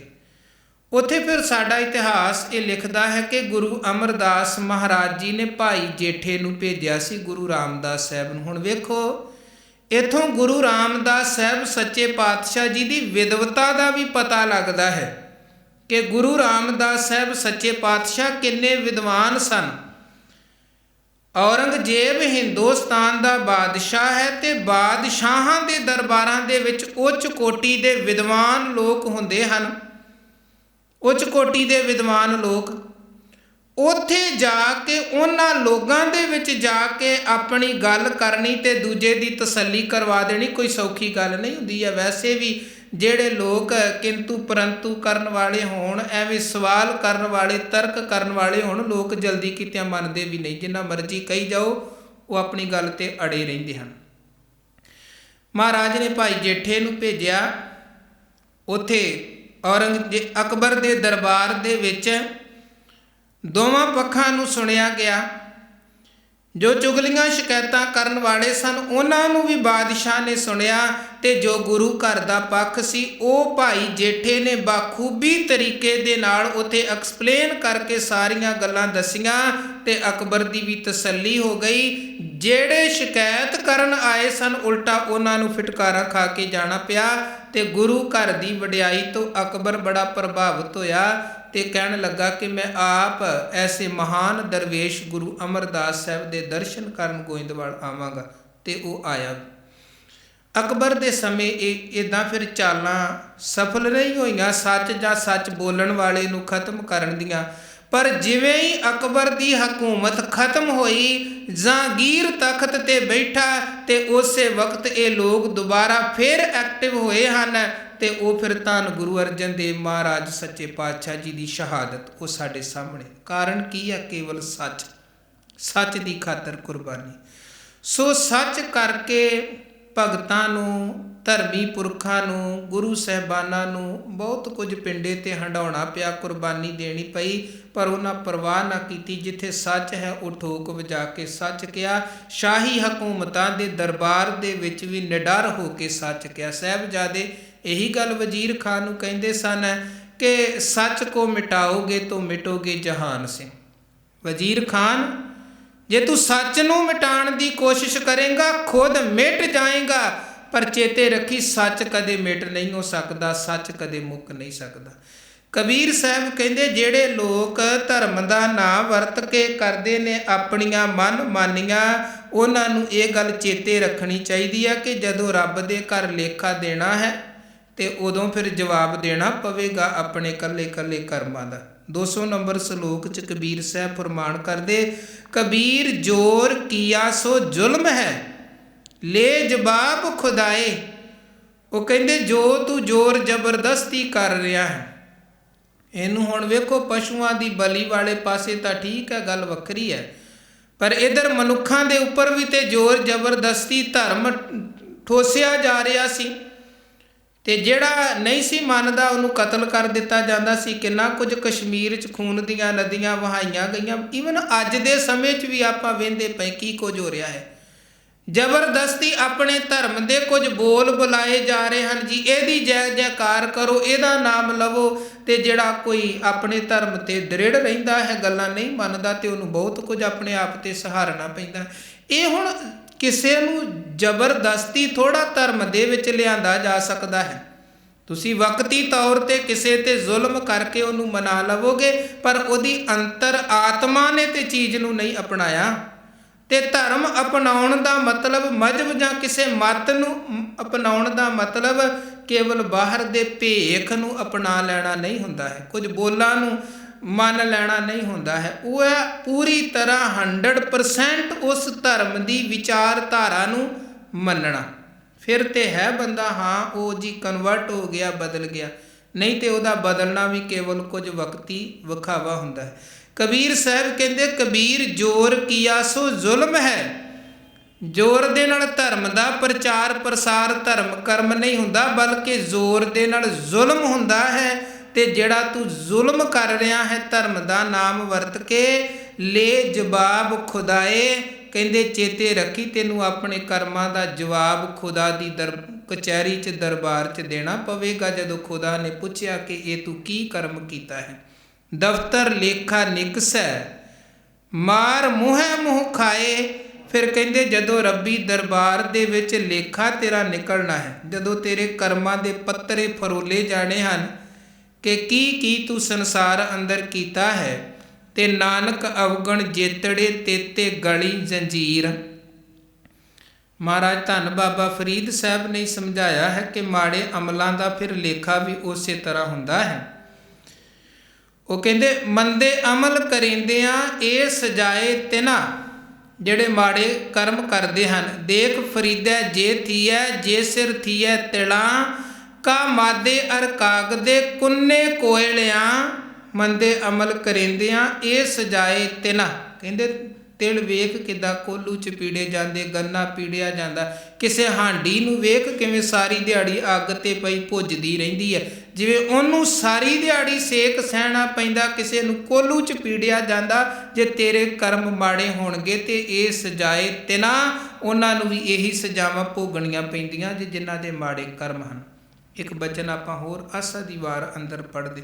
ਬੜੀਆਂ ਸਤਿਗੁਰੂ ਸੱਚੇ ਪਾਤਸ਼ਾਹ ਜੀ ਨੇ ਆਸਾ ਦੀ ਵਾਰ ਬਾਣੀ ਅੰਦਰ ਜੀਵਨ ਦੀਆਂ ਸੱਚਾਈਆਂ ਬਿਆਨ ਕੀਤੀਆਂ ਹਨ। ਬੜੀਆਂ ਸੱਚਾਈਆਂ ਆਪਾਂ ਯਤਨ ਕਰਾਂਗੇ ਇਸ ਬਾਣੀ ਦੀ, ਕਬੀਰ ਸਾਹਿਬ ਦੇ ਸਲੋਕਾਂ ਦੀ ਵਿਚਾਰ ਉਪਰੰਤ ਆਸਾ ਦੀ ਵਾਰ ਬਾਣੀ ਦੀ ਵਿਚਾਰ ਦੀ ਵੀ ਸਾਂਝ ਪਾਵਾਂਗੇ, ਜਿਹਦੇ 'ਚ ਜੀਵਨ ਦੇ ਹਰ ਪੱਖ ਨੂੰ ਗੁਰੂ ਸਾਹਿਬ ਨੇ ਖੋਲ੍ਹ ਕੇ ਸਾਡੇ ਸਾਹਮਣੇ ਰੱਖਿਆ। ਵਹਿਮਾਂ ਭਰਮਾਂ ਪਖੰਡਾਂ ਤੋਂ ਸਾਨੂੰ ਮੁਕਤ ਕੀਤਾ, ਜੀਵਨ ਦੀ ਗੱਲ ਕੀਤੀ, ਮੌਤ ਦੀ ਗੱਲ ਕੀਤੀ। ਮਹਾਰਾਜ ਕਹਿੰਦੇ ਜੀਵ ਸੰਸਾਰ ਤੋਂ ਜਦੋਂ ਜਾਂਦਾ ਹੈ ਤੇ ਫਿਰ ਉਹਨੂੰ ਆਪਣੇ ਕਰਮਾਂ ਦੇ ਮੁਤਾਬਕ ਲੇਖਾ ਦੇਣਾ ਪੈਂਦਾ। ਵੱਡਾ ਹੋਵਾ ਦੁਨੀਦਾਰ ਗਲ ਸੰਗਲ ਘੱਤ ਚਲਾਇਆ। ਮਾੜੇ ਕਰਮ ਕੀਤੇ ਸਨ ਤੇ ਉਹ ਮਾੜੇ ਕਰਮਾਂ ਕਰਕੇ ਇੱਕ ਜਗ੍ਹਾ ਗੁਰੂ ਕਹਿੰਦੇ ਨੰਗਾ ਦੋਜਕ ਚਾਲਿਆ ਤਾਂ ਦਿਸੈ ਖਰਾ ਡਰਾਵਣਾ ਕਰ ਅਵਗਣ ਪਛੋਤਾਵਣਾ। ਅਵਗਣਾ ਕਰਕੇ ਪਛਤਾਵਾ। ਕਬੀਰ ਸਾਹਿਬ ਕਹਿੰਦੇ ਦਫ਼ਤਰ ਲੇਖਾ ਨਿਕਸੈ ਮਾਰ ਮੂੰਹੇ ਮੂੰਹ ਖਾਏ। ਜਦੋਂ ਰੱਬੀ ਦਰਬਾਰ 'ਚ ਤੇਰੇ ਕਰਮਾਂ ਦਾ ਲੇਖਾ ਹੋਵੇਗਾ ਤੇ ਫਿਰ ਬੜੀ ਮਾਰ ਮੂੰਹ 'ਤੇ ਖਾਣੀ ਪਵੇਗੀ। ਕਬੀਰ ਲੇਖਾ ਦੇਣਾ ਸੁਹੇਲਾ ਜੋ ਦਿਲ ਸੂਚੀ ਹੋਏ। ਅਗਲੇ ਸਲੋਕ 'ਚ ਕਬੀਰ ਸਾਹਿਬ ਕਹਿੰਦੇ ਜੇ ਦਿਲ ਅੰਦਰ ਮਨ ਅੰਦਰ ਸੁਚਮਤਾਈ ਹੈ, ਸਚਿਆਰਤਾ ਹੈ, ਫਿਰ ਲੇਖਾ ਦੇਣਾ ਬੜਾ ਸੌਖਾ ਹੈ। ਫਿਰ ਕੋਈ ਕਿਸੇ ਤਰ੍ਹਾਂ ਦਾ ਭੈ ਨਹੀਂ ਹੈ, ਕਿਉਂਕਿ ਐਬ ਕੋਈ ਨਹੀਂ ਹੈ, ਗੁਨਾਹ ਕੋਈ ਨਹੀਂ ਹੈ। ਤੇ ਜਿਹਦੇ ਕਰਮ ਸਚਿਆਰਤਾ ਵਾਲੇ ਕਰਮ ਨੇ ਨਾ, ਬਾਣੀ 'ਚ ਹਜ਼ੂਰ ਸੱਚੇ ਪਾਤਸ਼ਾਹ ਕਹਿੰਦੇ ਨਾ ਤੇ ਉਹਦੇ 'ਤੇ ਕਿਸੇ ਜੰਮ ਦਾ ਜ਼ੋਰ ਪੈਂਦਾ ਜੇ, ਨਾ ਕਿਸੇ ਧਰਮ ਰਾਏ ਦਾ ਜ਼ੋਰ ਪੈਂਦਾ ਹੈ, ਬਲਕਿ ਧਰਮ ਰਾਏ ਦਰ ਕਾਗਦ ਫਾਰੇ ਜਨ ਨਾਨਕ ਲੇਖਾ ਸਮਝਾ। ਇੱਕ ਜਗ੍ਹਾ ਹਜ਼ੂਰ ਕਹਿੰਦੇ ਧਰਮ ਰਾਏ ਕੌਣ? ਉਹ ਵੀ ਤੇ ਆਖਰ ਗਾਵਣ ਤੁਧਨੋਂ ਪੌਣ ਪਾਣੀ ਬੈਸੰਤਰ ਗਾਵੈ ਰਾਜਾ ਧਰਮ ਦੁਆਰੇ। ਇਹ ਮੇਰੇ ਦਾਤਾ ਜੀ ਤੁਹਾਡੇ ਦਰਵਾਜ਼ੇ 'ਤੇ ਖਲੋ ਕੇ ਪੌਣ ਪਾਣੀ ਬੈਸੰਤਰ ਗਾਉਂਦੇ ਪਏ ਹਨ। ਭਾਵ ਜਿਹਨੂੰ ਕਿਸੇ ਨੇ ਕਿਹਾ ਜੀ ਇਹ ਪੌਣ ਦੇਵਤਾ, ਇਹ ਪਾਣੀ ਦੇਵਤਾ ਹੈ, ਇਹ ਬਸੰਤਰ ਦੇਵਤਾ, ਉਹ ਵੀ ਰੱਬ ਜੀ ਤੁਹਾਡੇ ਦਰਬਾਰ 'ਤੇ ਹੱਥ ਜੋੜ ਕੇ ਖਲੋਤੇ ਹਨ। ਔਰ ਗਾਵਣ ਤੁਧਨੋਂ ਤੇਰੇ ਦਰਵਾਜ਼ੇ 'ਤੇ ਖਲੋ ਕੇ, ਗਾਵਣ ਤੁਧਨੋਂ ਪੌਣ ਪਾਣੀ ਬੈਸੰਤਰ ਗਾਵੈ ਰਾਜਾ ਧਰਮ ਦੁਆਰੇ। ਜਿਹੜਾ ਧਰਮ ਰਾਜਾ ਵੀ ਆ ਉਹ ਵੀ ਤੁਹਾਡੇ ਦਰਵਾਜ਼ੇ 'ਤੇ ਹੱਥ ਜੋੜ ਕੇ ਤੁਹਾਡੀ ਵਡਿਆਈ ਗਾਉਂਦਾ ਪਿਆ ਹੈ। ਤੇ ਜਿਹੜਾ ਸਿੱਧਾ ਹੀ ਰੱਬ ਦੇ ਨਾਲ ਜੁੜ ਜਾਏ, ਫਿਰ ਕਿਸੇ ਧਰਮ ਰਾਏ ਦੀ ਇੰਨੀ ਹਿੰਮਤ ਨਹੀਂ ਹੈ ਕਿ ਉਹ ਰੱਬ ਦੇ ਸੇਵਕ ਦਾ ਕੁਝ ਵਿਗਾੜ ਸਕੇ। ਮਹਾਰਾਜ ਕਹਿੰਦੇ ਧਰਮ ਰਾਏ ਹੈ ਹਰ ਕਾ ਕੀਆ, ਹਰ ਜਨ ਸੇਵਕ ਨਿਕਟ ਨਾ ਆਵੇ। ਕਬੀਰ ਸਾਹਿਬ ਕਹਿੰਦੇ ਲੇਖਾ ਦੇਣਾ ਸੁਹੇਲਾ ਜੋ ਦਿਲ ਸੂਚੀ ਹੋਏ। ਜੇ ਤੇਰੇ ਅੰਦਰ ਸੁਚਮਤਾਈ ਹੈ, ਸਚਿਆਰਤਾ ਹੈ, ਤੇ ਫਿਰ ਤੇਰੇ ਲਈ ਲੇਖਾ ਦੇਣਾ ਬੜਾ ਸੌਖਾ ਹੈ, ਕਿਉਂਕਿ ਕਿਸੇ ਤਰ੍ਹਾਂ ਦਾ ਕੋਈ ਦੁੱਖ, ਕੋਈ ਪਰੇਸ਼ਾਨੀ, ਕੋਈ ਤਕਲੀਫ, ਕੋਈ ਸਜ਼ਾ ਤੈਨੂੰ ਨਹੀਂ ਸਹਿਣੀ ਪਏਗੀ। ਉਸ ਸਾਚੇ ਦੀ ਬਾਣ ਮੈਂ ਪੱਲਾ ਨਾ ਪਕੜੈ ਕੋਏ। ਜਿਵੇਂ ਮਹਾਰਾਜ ਕਹਿੰਦੇ ਵਿੱਚ ਕਰਤਾ ਪੁਰਖ ਖਲੋਆ ਵਾਲ ਨਾ ਵਿੰਗਾ ਹੋਵਾ। ਕੋਈ ਉਹਦਾ ਵਾਲ ਵੀ ਵਿੰਗਾ ਨਹੀਂ ਕਰ ਸਕਦਾ ਜਿਹਦੇ ਨਾਲ ਕਰਤਾ ਪੁਰਖ ਖਲੋਤਾ ਹੈ। ਇਸੇ ਤਰ੍ਹਾਂ ਕਬੀਰ ਸਾਹਿਬ ਕਹਿੰਦੇ ਜਿਹਦਾ ਅੰਦਰ ਸੱਚਾ ਸੁੱਚਾ ਹੈ, ਰੱਬੀ ਦਰਬਾਰ ਦੇ ਵਿੱਚ ਕਿਸੇ ਦੀ ਇੰਨੀ ਹਿੰਮਤ ਨਹੀਂ ਪੈਂਦੀ ਉਹ ਉਹਦਾ ਪੱਲਾ ਵੀ ਫੜ ਸਕੇ, ਉਹਦਾ ਵਾਲ ਵੀ ਵਿੰਗਾ ਕਰ ਸਕੇ, ਉਹਨੂੰ ਥੋੜ੍ਹੀ ਬਹੁਤੀ ਵੀ ਕੋਈ ਦੁੱਖ ਤਕਲੀਫ ਦੇ ਸਕੇ। ਕਿਹਨੂੰ? ਜਿਹੜਾ ਸੱਚਾ ਸੁੱਚਾ ਹੈ। ਉਹ ਤੇ ਪਰਮਾਤਮਾ ਦੇ ਘਰ ਕਬੂਲ ਤੇ ਕੇਵਲ ਆਪ ਹੀ ਕਬੂਲ ਨਹੀਂ ਪੈਂਦਾ। ਗੁਰੂ ਨਾਨਕ ਸਾਹਿਬ ਕਹਿੰਦੇ ਜਿਨੀ ਨਾਮ ਧਿਆਇਆ ਗਏ ਮਸ਼ੱਕਤ ਘਾਲ, ਨਾਨਕ ਤੇ ਮੁਖ ਉਜਲੇ ਕੀਤੀ ਛੁੱਟੀ ਨਾਲ। ਉਹ ਆਪ ਤਾਂ ਤਰਦਾ ਹੀ ਤਰਦਾ ਹੈ, ਪਰ ਜਿਨ ਜਿਨ ਨਾਮ ਧਿਆਇਆ ਤਿਨ ਕੇ ਕਾਜ ਸਰੇ। ਉਹਦੇ ਤੇ ਜ਼ਿੰਦਗੀ ਦੇ ਕਾਜ ਸਵਰਦੇ ਹੀ ਨੇ। ਉਹ ਨਾਲ ਪਤਾ ਨਹੀਂ ਕਿੰਨਿਆਂ ਮੰਨੈ ਪਰਵਾਰੈ ਸਾਧਾਰ, ਮੰਨੈ ਤਰੇ ਤਾਰੇ ਗੁਰਸਿੱਖ ਕਿੰਨਿਆਂ ਦਾ ਉਧਾਰ ਹੋਰ ਕਰ ਦਿੰਦਾ। ਉਹ ਇੱਕ ਬੇੜੇ ਦੀ ਤਰ੍ਹਾਂ ਕਈਆਂ ਦੇ ਲਈ ਉਹ ਕੰਮ ਕਰਦਾ ਹੈ। ਅਗਲੇ ਸ਼ਲੋਕ 'ਚ ਕਬੀਰ ਸਾਹਿਬ ਜੀ ਫਰਮਾਨ ਕਰਦਿਆਂ ਗੱਲ ਕਰਦੇ ਹਨ ਦੁਬਦਾ ਦੀ ਦੋ ਚਿੱਤੀ ਦੀ। ਔਰ ਕਬੀਰ ਜੀ ਕਹਿੰਦੇ ਇਹ ਜਿਹੜੀ ਦੁਬਦਾ ਦੋ ਚਿੱਤੀ ਹੈ ਇਹ ਸਾਰੇ ਪਾਸੇ ਫੈਲੀ ਹੋਈ ਹੈ। ਕਬੀਰ ਧਰਤੀ ਅਰ ਆਕਾਸ਼ ਮੈਂ ਦੋਏ ਤੂੰ ਬਰੀ ਅਬਦ। ਦੋਏ ਜਿਹੜਾ ਇੱਥੇ ਆਇਆ ਹੈ ਦੋਏ, ਇਹਦਾ ਮਤਲਬ ਹੈ ਦੁਬਦਾ, ਦੋ ਚਿੱਤਾਪਨ। ਗੁਰੂ ਅਰਜਨ ਸਾਹਿਬ ਕਹਿੰਦੇ ਭਾਦੋਏ ਭਰਮ ਭੁਲਾਣੀਆਂ, ਦੂਜਾ ਲੱਗਾ ਹੇਤ ਲੱਖ ਸ਼ਿੰਗਾਰ ਬਣਾਇਆ ਕਾਰਜ ਨਾਹੀ ਕੇਤ। ਜੀਵ ਭਰਮ ਦੇ ਵਿੱਚ ਭਟਕਦਾ ਹੈ, ਕਾਰਨ ਕੀ ਹੈ? ਅੰਦਰ ਦੁਬਦਾ ਵਾਲੀ ਬਿਰਤੀ, ਦੋ ਚਿੱਤੀ ਵਾਲੀ ਬਿਰਤੀ ਹੈ। ਤੇ ਦੁਬਦਾ 'ਚ ਬੰਦਾ ਕਿਤੇ ਵੀ ਪਹੁੰਚ ਨਹੀਂ ਪਾਉਂਦਾ ਹੈ। ਜਿਹੜਾ ਦੁਬਦਾ 'ਚ ਫਸਿਆ ਹੈ ਉਹ ਆਪਣੇ ਵੱਲੋਂ ਸਫ਼ਰ ਤੇ ਕਰੀ ਜਾਂਦਾ, ਪਰ ਹੁੰਦਾ ਉੱਥੇ ਦਾ ਉੱਥੇ ਹੀ, ਅੱਗੇ ਕਿਤੇ ਨਹੀਂ ਪਹੁੰਚ ਪਾਉਂਦਾ ਹੈ, ਕਿਉਂਕਿ ਭਰਮ ਹੈ, ਭਰਮ ਦਾ ਪੜਦਾ ਹੈ। ਦੁਬਦਾ ਭਰਮ ਮਤਲਬ ਅਗਿਆਨਤਾ। ਉਹ ਕਹਿੰਦੇ ਹਨ ਕਿ ਕੁਝ ਸ਼ਰਾਬੀ ਵਿਅਕਤੀ, ਸ਼ਾਮਾਂ ਦਾ ਵੇਲਾ ਸੀ, ਸ਼ਰਾਬ ਦੇ ਨਸ਼ੇ 'ਚ ਲੋਰ ਤੇ ਨਦੀ ਦੇ ਦਰਿਆ ਦੇ ਕਿਨਾਰੇ ਪਹੁੰਚ ਗਏ। ਤੇ ਬੇੜਾ ਸੀ ਕਿਸੇ ਮਲਾਹ ਦਾ। ਮਲਾਹ ਰਾਤੀ ਬੇੜਾ ਬੰਨ੍ਹ ਕੇ ਤੇ ਆਪ ਘਰ ਚਲਾ ਗਿਆ ਸੀ। ਬੇੜੇ 'ਚ ਬਹਿ ਗਏ, ਚੱਪੂ ਮਾਰਨੇ ਸ਼ੁਰੂ ਕਰ ਦਿੱਤੇ। ਸਾਰੀ ਰਾਤ ਚੱਪੂ ਮਾਰਦੇ ਰਹੇ ਤੇ ਸੋਚਦੇ ਰਹੇ ਕਿ ਅਸੀਂ ਤੇ ਦਰਿਆ ਦੇ ਵਿੱਚ ਬੇੜਾ ਘਮਾਉਂਦੇ ਪਏ ਹਾਂ। ਹੁਣ ਚੱਪੂ ਮਾਰਦਿਆਂ ਮਾਰਦਿਆਂ ਥੱਕ ਗਏ। ਓਨੀ ਦੇਰ ਨੂੰ ਰਾਤ ਲੰਘ ਗਈ, ਕੁਝ ਚਾਨਣ ਵੀ ਹੋਣਾ ਸ਼ੁਰੂ ਹੋ ਗਿਆ ਤੇ ਇਹਨਾਂ ਦਾ ਨਸ਼ਾ ਵੀ ਉਤਰਨਾ ਸ਼ੁਰੂ ਹੋ ਗਿਆ। ਇੱਕ ਕਹਿਣ ਲੱਗਾ ਦੂਜੇ ਨੂੰ, ਵੇਖ ਤੇ ਸਹੀ ਅਸੀਂ ਕਿੱਥੇ ਘੁੰਮ ਰਹੇ, ਕਿੱਥੇ ਕੁ ਪਹੁੰਚੇ ਹਾਂ ਦਰਿਆ 'ਚ। ਦੂਜਾ ਕਹਿਣ ਲੱਗਾ ਪਹੁੰਚਣਾ ਕਿੱਥੇ ਸੀ, ਜਿੱਥੇ ਰਾਤੀ ਸੀ ਉੱਥੇ ਦੇ ਉੱਥੇ ਹੀ ਆ। ਚੱਪੂ ਮਾਰਦਿਆਂ ਤੇ ਸਾਰੀ ਰਾਤ ਲੰਘ ਗਈ ਹੈ ਤੇ ਜਿਹੜੇ ਰੱਸੇ ਦੇ ਨਾਲ ਬੇੜਾ ਬੰਨਿਆ ਸੀ ਉਹ ਰੱਸਾ ਤੇ ਖੋਲ੍ਹਿਆ ਹੀ ਕੋਈ ਨਹੀਂ ਹੈ, ਰੱਸਾ ਤੇ ਉੱਦਾਂ ਹੀ ਬੱਝਿਆ ਪਿਆ ਹੈ। ਸੋ ਮਹਾਰਾਜ ਸੱਚੇ ਪਾਤਸ਼ਾਹ ਕਹਿੰਦੇ ਭਰਮ ਦੇ ਵਿੱਚ ਫਸੇ ਹੋਏ ਬੰਦੇ ਦੀ ਵੀ ਇਹੀ ਹਾਲਤ ਹੁੰਦੀ ਹੈ। ਜਿਹੜੇ ਭਰਮ ਨੇ ਮਨ ਨੂੰ ਜਕੜਿਆ ਪਿਆ ਹੈ ਉਹ ਭਰਮ ਤਾਂ ਬੰਦਾ ਛੱਡਦਾ ਨਹੀਂ ਹੈ, ਬਾਹਰੋਂ ਕਰਮ ਹੋਰ ਦੂਜੇ ਕਰੀ ਜਾਂਦਾ ਹੈ ਤੇ ਉੱਥੇ ਦਾ ਉੱਥੇ ਹੀ ਫਸਿਆ ਰਹਿੰਦਾ ਹੈ। ਤੇ ਕਬੀਰ ਸਾਹਿਬ ਕਹਿੰਦੇ ਇਹ ਜਿਹੜਾ ਭਰਮ ਹੈ ਨਾ ਬੜਾ ਪ੍ਰਬਲ ਹੈ। ਕਬੀਰ ਧਰਤੀ ਅਰ ਆਕਾਸ਼ ਮੈਂ, ਧਰਤੀ ਤੋਂ ਲੈ ਕੇ ਆਕਾਸ਼ ਤੱਕ ਕਬੀਰ ਸਾਹਿਬ ਕਹਿੰਦੇ ਜਿੰਨੇ ਜੀਵ ਹਨ ਸਾਰਿਆਂ ਦੇ ਉੱਪਰ ਦੁਬਦਾ ਦਾ ਦੋ ਚਿੱਤੀ ਦਾ ਬੜਾ ਪ੍ਰਬਲ ਪ੍ਰਭਾਵ ਹੈ। ਖਟ ਦਰਸ਼ਨ ਸੰਸੇ ਪਰੇ ਔਰ 84 ਸਿੱਧ। ਕਹਿੰਦੇ ਨਾ ਕੇਵਲ ਪੰਡਤ ਲੋਕ ਹੀ ਦੁਬਦਾ 'ਚ ਫਸੇ ਨੇ, ਨਾ ਕੇਵਲ ਹਾਜੀ ਲੋਕ ਹੀ ਦੁਬਦਾ 'ਚ ਫਸੇ ਹਨ, ਇੱਥੋਂ ਤੱਕ ਕਿ ਖਟ ਦਰਸ਼ਨ ਸੰਸੇ ਪਰੇ। ਹੁਣ ਇਹ ਜਿਹੜਾ ਦਰਸ਼ਨ ਸ਼ਬਦ ਹੈ ਨਾ ਗੁਰਬਾਣੀ 'ਚ ਕਈ ਅਰਥਾਂ 'ਚ ਆਇਆ ਹੈ। ਇੱਕ ਤੇ ਦਰਸ਼ਨ ਦਾ ਮਤਲਬ ਹੈ ਦੇਖਣਾ, ਦਰਸ਼ਨ ਦੇਖ ਜੀਵਾਂ ਗੁਰ ਤੇਰਾ ਪੂਰਨ ਕਰਮ ਹੋਏ ਪ੍ਰਭ ਮੇਰਾ। ਉੱਥੇ ਦਰਸ਼ਨ ਦਾ ਮਤਲਬ ਹੈ ਦੇਖਣਾ। ਪਰ ਜਿੱਥੇ ਆਪਾਂ ਬਚਨ ਪੜ੍ਹਦੇ ਆ ਨਾ ਦਰਸ਼ਨ ਪਰਸੈ ਗੁਰੂ ਕੈ ਜਨਮ ਮਰਨ ਦੁੱਖ ਜਾਏ, ਹਾਲਾਂਕਿ ਵੇਖਣ ਨੂੰ ਤੇ ਦਰਸ਼ਨ ਸ਼ਬਦ ਉੱਥੇ ਵੀ ਇਦਾਂ ਹੀ ਲੱਗਦਾ ਕਿ ਸ਼ਾਇਦ ਦੇਖਣ ਦੀ ਹੈ, ਪਰ ਉੱਥੇ ਦਰਸ਼ਨ ਦਾ ਮਤਲਬ ਹੈ ਗੁਰੂ ਦੀ ਸਿੱਖਿਆ ਨੂੰ ਮੰਨਣਾ। ਦਰਸ਼ਨ ਦਾ ਮਤਲਬ ਹੈ ਫਿਲਾਸਫੀ, ਗੁਰੂ ਦੀ ਵਿਚਾਰਧਾਰਾ ਨੂੰ ਧਾਰਨ ਕਰਨ ਦੇ ਨਾਲ ਜਨਮ ਮਰਨ ਦੁੱਖ ਜਾਏ, ਜੰਮਣ ਮਰਨ ਦਾ ਦੁੱਖ ਗੇੜ ਮੁੱਕ ਜਾਂਦਾ ਹੈ।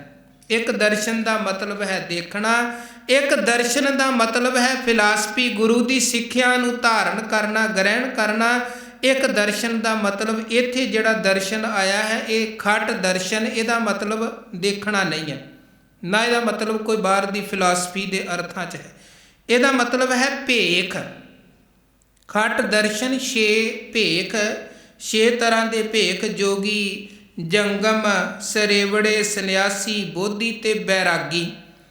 ਇਹ ਵੱਖ-ਵੱਖ ਤਰ੍ਹਾਂ ਦੇ 6 ਜਿਹੜੇ ਲੋਕ ਵੱਖਰੇ ਵੱਖਰੇ ਭੇਖ ਧਾਰ ਕੇ ਵਿਚਰਨ ਵਾਲੇ ਹਨ, ਉਹਨਾਂ ਦੀ ਗੱਲ। ਖਟ ਦਾ ਮਤਲਬ ਹੈ 6, ਦਰਸ਼ਨ ਦਾ ਮਤਲਬ ਹੈ ਭੇਖ। ਕਬੀਰ ਸਾਹਿਬ ਕਹਿੰਦੇ ਭਾਵੇਂ 6 ਤਰ੍ਹਾਂ ਦੇ ਭੇਖ ਧਾਰ ਕੇ ਵਿਚਰਨ ਵਾਲੇ ਲੋਕ ਹਨ, ਉਹ ਵੀ ਸੰਸਿਆਂ 'ਚ ਫਸੇ ਹੋਏ ਹਨ। ਤੇ ਸਿੱਧਾਂ ਦੇ ਵਿੱਚੋਂ ਜਿਹੜੇ 84 ਉੱਤਮ ਸਿੱਧ ਮੰਨੇ ਗਏ ਯੋਗ ਮਤ ਅੰਦਰ ਸੰਸੇ ਤੇ ਸ਼ੰਕੇ ਤੇ ਭਰਮ ਭੁਲੇਖਾ ਉਹਨਾਂ ਦੇ ਮਨਾਂ 'ਚੋਂ ਵੀ ਖਤਮ ਨਹੀਂ ਹੋਇਆ। ਇਸ ਕਰਕੇ ਇਹ ਭਰਮ ਤੂੰ ਬੜਾ ਪ੍ਰਬਲ ਹੈ, ਇਹ ਦੁਬਦਾ, ਇਹ ਦਵੈਤ ਤੂੰ ਬੜੀ ਪ੍ਰਬਲ ਹੈ, ਤੂੰ ਸਾਰਿਆਂ ਦੇ ਉੱਪਰ ਆਪਣਾ ਪ੍ਰਭਾਵ ਪਾਇਆ ਹੈ। ਮਹਾਰਾਜ ਬਾਣੀ 'ਚ ਇੱਕ ਬਚਨ ਕਰਦੇ ਹਨ, ਐਸੇ ਭਰਮ ਭੂਲੇ ਸੰਸਾਰਾ, ਜਨਮ ਪਦਾਰਥ ਹੈ ਖੋਏ ਗਵਾਰਾ। ਮਹਾਰਾਜ ਕਹਿੰਦੇ ਸਾਰਾ ਹੀ ਸੰਸਾਰ ਭਰਮ ਦੇ ਵਿੱਚ ਫਸਿਆ ਹੈ, ਤੇ ਇਹ ਭਰਮ ਤੋਂ ਮੁਕਤੀ ਕਿੱਦਾਂ ਮਿਲ ਸਕਦੀ, ਇਹਦਾ ਤਰੀਕਾ ਵੀ ਸਤਿਗੁਰੂ ਨੇ ਸਮਝਾਇਆ ਹੈ। ਜਿਸ ਮਿਲਿਆ ਮਨ ਹੋਏ ਆਨੰਦ, ਸੋ ਸਤਿਗੁਰ ਕਹੀਐ, ਮਨ ਕੀ ਦੁਬਿਧਾ ਬਿਨ ਸਜਾਏ, ਹਰ ਭਰਮ ਪਦ ਲਈਐ। ਗੁਰੂ ਕਿਰਪਾ ਕਰਕੇ ਸਾਡੇ ਜੀਵਨ ਦੇ ਭਰਮਾਂ ਨੂੰ, ਭੁਲੇਖਿਆਂ ਨੂੰ, ਅਗਿਆਨਤਾ ਨੂੰ ਖਤਮ ਕਰਦੇ ਨੇ। ਗੁਰੂ ਰਾਹੀਂ ਭਰਮ ਭੁਲੇਖੇ ਮੁੱਕਦੇ ਹਨ। ਤੇ ਜਿਹਦਾ ਫਿਰ ਗੁਰੂ ਰਾਹੀਂ ਭਰਮ ਭੁਲੇਖਾ ਖਤਮ ਹੋ ਗਿਆ, ਜਿੰਨੀ ਦੇਰ ਭਰਮ ਸੀ ਉਨੀ ਦੇਰ ਬੰਦੇ ਦੇ ਮਨ 'ਚ ਹੰਕਾਰ ਕਿ ਸ਼ਾਇਦ ਸਾਰੀ ਤਾਕਤ ਮੇਰੇ ਕੋਲ ਹੈ, ਮੈਂ ਜੋ ਚਾਹਾਂ ਕਰ ਸਕਦਾ ਹਾਂ, ਮੈਂ ਬੜਾ ਤਾਕਤ ਵਾਲਾ ਹਾਂ। ਪਰ ਜਦੋਂ ਭਰਮ ਖਤਮ ਹੁੰਦਾ ਹੈ, ਫਿਰ ਪਤਾ ਲੱਗਦਾ ਹੈ ਕਿ ਮੇਰੀ ਕੋਈ ਮਾਇਆ ਨਹੀਂ, ਕੋਈ ਤਾਕਤ ਨਹੀਂ। ਤੇ ਉਹ ਅਗਲੇ ਸ਼ਲੋਕ 'ਚ ਕਬੀਰ ਸਾਹਿਬ ਉਸ ਪੱਖ ਦੀ ਗੱਲ ਕਰਦੇ ਹਨ, ਕਬੀਰ ਤੂੰ ਕਰਤਾ ਤੂੰ ਹੁਆ, ਮੁਝ ਮੈਂ ਰਹਾ ਨਾ ਹੂੰ। ਕਬੀਰ ਸਾਹਿਬ ਕਹਿੰਦੇ, ਹੇ ਵਾਹਿਗੁਰੂ ਜੀ, ਤੁਹਾਨੂੰ ਜਪਦਿਆਂ ਕਬੀਰ ਹੁਣ ਤੁਹਾਡਾ ਹੀ ਰੂਪ ਬਣ ਗਿਆ। ਜੇ ਹੁਣ ਜਿਹੜਾ ਪਹਿਲਾਂ ਆਪਣੀ ਹੋਂਦ ਹਸਤੀ ਨੂੰ ਵੱਖਰਾ ਸਮਝਣ ਵਾਲਾ ਹੰਕਾਰ ਸੀ, ਮਾਣ ਸੀ, ਗੁਮਾਨ ਸੀ, ਹੁਣ ਤੁਹਾਨੂੰ ਜਪਣ ਕਰਕੇ ਉਹ ਮਾਣ ਤੇ ਗੁਮਾਨ ਖਤਮ ਹੋ ਗਿਆ। ਕਿਉਂਕਿ ਅਕਾਲ ਪੁਰਖ ਵਾਹਿਗੁਰੂ ਦਾ ਸਿਮਰਨ ਸਾਡੇ ਅੰਦਰ ਦੀ ਹਉਮੈ ਨੂੰ, ਹੰਕਾਰ ਨੂੰ ਖਤਮ ਕਰਦਾ ਹੈ। ਸਿਮਰਨ ਕੀਤਿਆਂ ਹੀ, ਮਾਲਕ ਦੀ ਇਬਾਦਤ ਕੀਤਿਆਂ ਹੀ ਇਹ ਸਮਝ ਪੈਂਦੀ ਹੈ ਕਿ ਮੇਰੀ ਆਤਮਾ ਉਸੇ ਪਰਮਾਤਮਾ ਦੀ ਅੰਸ਼ ਹੈ, ਜਿਹੜਾ ਪਰਮਾਤਮਾ ਸਾਰੇ ਜਗਤ ਅੰਦਰ, ਕਾਇਨਾਤ ਅੰਦਰ ਵਰਤ ਰਿਹਾ ਹੈ। ਕਬੀਰ ਸਾਹਿਬ ਕਹਿੰਦੇ, ਦਾਤਾ ਜੀ ਤੁਹਾਨੂੰ ਜਪਦਿਆਂ ਤੁਹਾਡਾ ਹੀ ਰੂਪ ਬਣ ਗਏ ਹਾਂ। ਤੂੰ ਕਰਤਾ ਤੂੰ ਹੁਆ, ਮੁਝ ਮੈਂ ਰਹਾ ਨਾ ਹੂੰ। ਜਬ ਆਪਾ ਪਰ ਕਾ ਮਿਟ ਗਿਆ, ਜਤ ਦੇਖੂੰ ਤਤ ਤੂੰ। ਹੁਣ ਕਹਿੰਦੇ ਜਦੋਂ ਆਪਣੇ ਅੰਦਰੋਂ ਆਪਣਾ ਆਪਾ ਭਾਵ ਖਤਮ ਹੋ ਗਿਆ, ਜਿੱਧਰ ਵੀ ਵੇਖਦੇ ਹਾਂ ਤੁਸੀਂ ਹੀ ਤੁਸੀਂ ਹੋ। ਇਸ ਤੋਂ ਪਹਿਲਾਂ ਸ਼ਲੋਕ ਹੈ ਇੱਕ ਕਬੀਰ ਸਾਹਿਬ ਜੀ ਦਾ 203 ਨੰਬਰ ਸ਼ਲੋਕ, ਇਹ 204 ਨੰਬਰ ਸ਼ਲੋਕ ਸੀ। ਉਹਦੇ 'ਚ ਕਬੀਰ ਸਾਹਿਬ ਕਹਿੰਦੇ, ਕਬੀਰ ਮੇਰਾ ਮੁਝ ਮੈਂ ਕਿਛ ਨਹੀਂ, ਜੋ ਕਿਛ ਹੈ ਸੋ ਤੇਰਾ। ਇਹ ਵਾਹਿਗੁਰੂ ਜੀ, ਮੇਰੇ 'ਚ ਕੁਝ ਨਹੀਂ ਹੈ, ਮੈਂ ਐਵੇਂ ਕਿਸੇ ਚੀਜ਼ ਦਾ ਮਾਣ ਕਰਾਂ, ਅਭਿਮਾਨ ਕਰਾਂ, ਇਹ ਮੇਰਾ ਭੁਲੇਖਾ ਹੈ।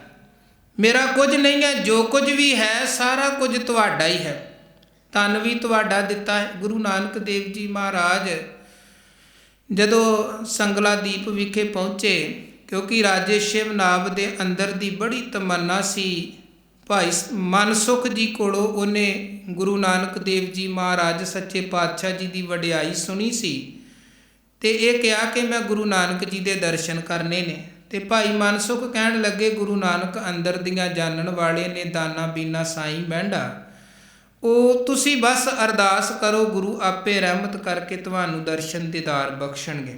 ਤੇ ਇਹਨੇ ਗੁਰੂ ਨਾਨਕ ਜੀ ਦੇ ਦਰਸ਼ਨਾਂ ਦੀਆਂ ਬੜੀਆਂ ਬੇਨਤੀਆਂ ਕਰਨੀਆਂ, ਤੇ ਬੜੇ ਠੱਗ ਲੋਕ ਵੀ ਪਹੁੰਚ ਜਾਂਦੇ ਸਨ, ਝੂਠਾ ਹੀ ਆਪਣੇ ਆਪ ਨੂੰ ਕਹਿ ਦੇਣਾ ਮੈਂ ਨਾਨਕ ਹਾਂ। ਕਈਆਂ ਨੇ ਇਹਨੂੰ ਇੱਦਾਂ ਫਿਰ ਠੱਗੀ ਵੀ ਮਾਰੀ, ਪਰ ਬਾਅਦ 'ਚ ਇਹਨੂੰ ਪਤਾ ਲੱਗਣਾ ਕਿ ਇਹ ਤੇ ਗੁਰੂ ਨਾਨਕ ਨਹੀਂ, ਕੋਈ ਹੋਰ ਹੀ ਠੱਗ ਗਿਆ ਹੈ ਜੋ ਗੁਰੂ ਸਾਹਿਬ ਦਾ ਨਾਂ ਵਰਤ ਕੇ। ਇਹਨੇ ਫਿਰ ਕਈ ਤਰੀਕੇ ਪਰਖਣ ਦੇ ਵੀ ਵਰਤਣੇ ਸ਼ੁਰੂ ਕਰ ਦਿੱਤੇ ਕਿ ਦੁਬਾਰਾ ਨਾ ਮੇਰੇ ਨਾਲ ਠੱਗੀਆਂ ਵੱਜਣ।